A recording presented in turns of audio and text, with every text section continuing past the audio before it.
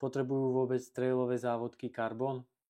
Ahojte všetci, vítajte pri novom videu. Po dlhej dobe recenzia na nejaké topánky a ako už názov tomu napovedá, sú to La Sportiva Prodigio Pro a na tieto topánky som sa ja veľmi tešil už od zimy a preto som si ich kúpil hneď ako sa dalo. Začneme nejakými číslami na úvod, klasicky 23 mm napätie, 17 mm špička, čiže nám vychádza 6 mm drop.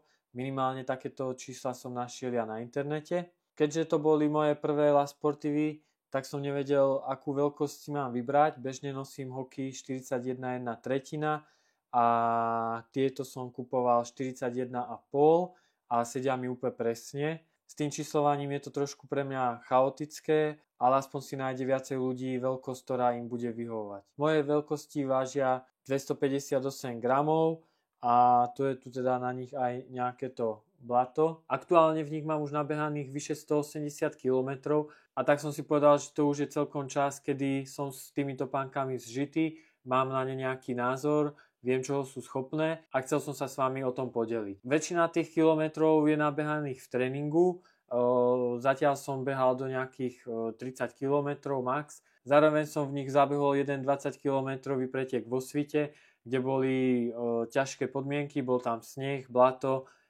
tak si myslím, že už ma asi v nich moc z toho neprekvapí. Čo sa týka tlmenia v tej topánky, tak to je zabezpečené vďaka dvom penám, X-Flow a X-Flow Speed.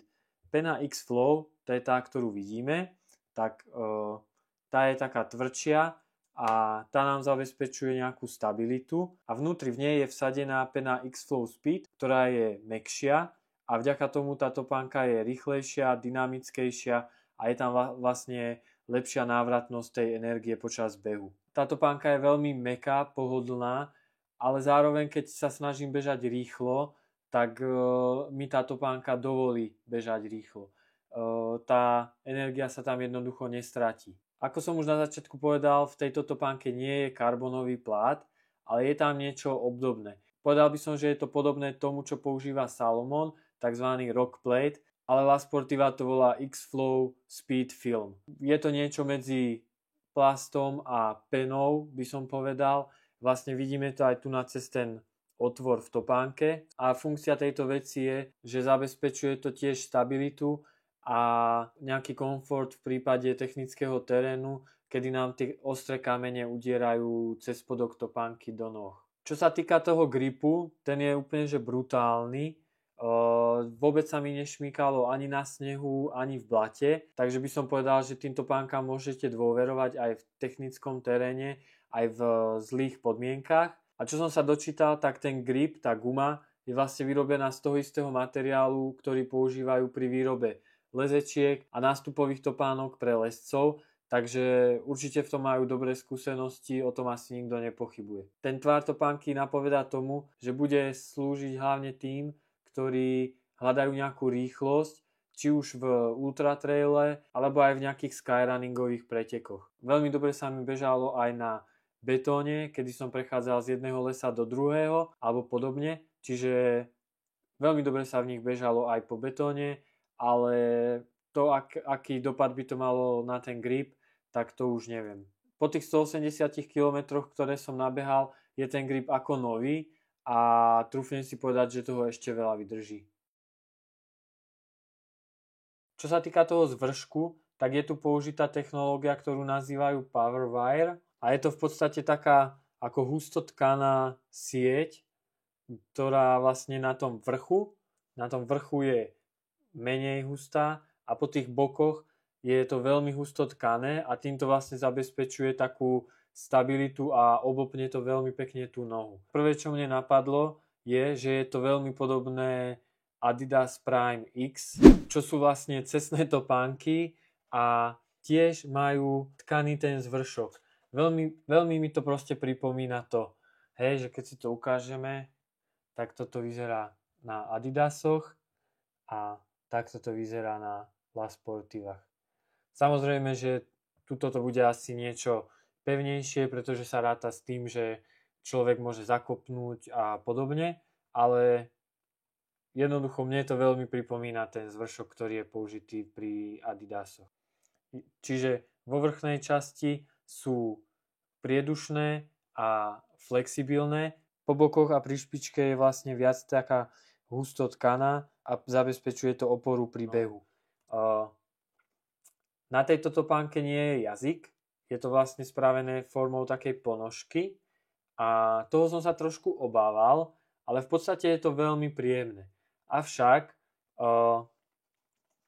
na tejto topánke nájdete takúto výstuž alebo také niečo, čo by malo vlastne spríjemniť to nosenie topánky, ale mne to veľmi robilo problém a musel som urobiť to, že som si to vyrezal a vytiahol som proste z toho tú výplň, pretože ma to veľmi, veľmi tlačilo a myslel som si, že mám tie topánky moc stiahnuté, ale nakoniec som si uvedomil, že to nemôže byť tým, pretože mňa to tlačilo aj vtedy, keď som vyťahol posledné toto šnurovanie. Odvtedy s tým nemám absolútne problém, dokonca som zabudol to šnurovanie aj vrátiť a bežalo sa mi napriek tomu veľmi dobre, čiže tá ponožka pekne drží na tej nohe. Zároveň to zabraňuje tomu, aby sa vám do tej topánky dostal nejaký bordel. Po bokoch členku je to veľmi mäkké, aj tu na vnútri v topánke, bohužiaľ to asi neuvidíte, je tam taká výstielka. Povedal by som, že je to niečo podobné ako je v Nike Vaporfly. Jednoducho není to celé mäkké, ale je tam taký vankušik, ktorý nám zabezpečuje ten komfort. Pomaly a isto sa dostávame k záveru tohto videa a pre túto časť som sa presunul do lesa a dotočiť toto video tam, kde sú tieto topánky doma a teda v lese. A keďže ja som ich zatiaľ v ultra vzdialenosti nevyskúšal, tak som oslovil niekoho, kto už to stihol tento rok. A keď sa povie na Slovensku ultra a povie sa La Sportiva, tak vám nemôže napadnúť nikto iný ako Tomáš Kik, ktorý v týchto topánkach bežal v Istrii a bol aj na bedni. Takže ja som ho oslovil s tým, že či by bol ochotný podeliť sa o svoj názor na tieto topánky a čuduj sa svete bol. Takže ja vám to tu teraz niekde dám. V kľude si to prečítajte a môžeme to považovať za také zhrnutie od niekoho, kto bežal to, na čo sú tieto trailovky stavané.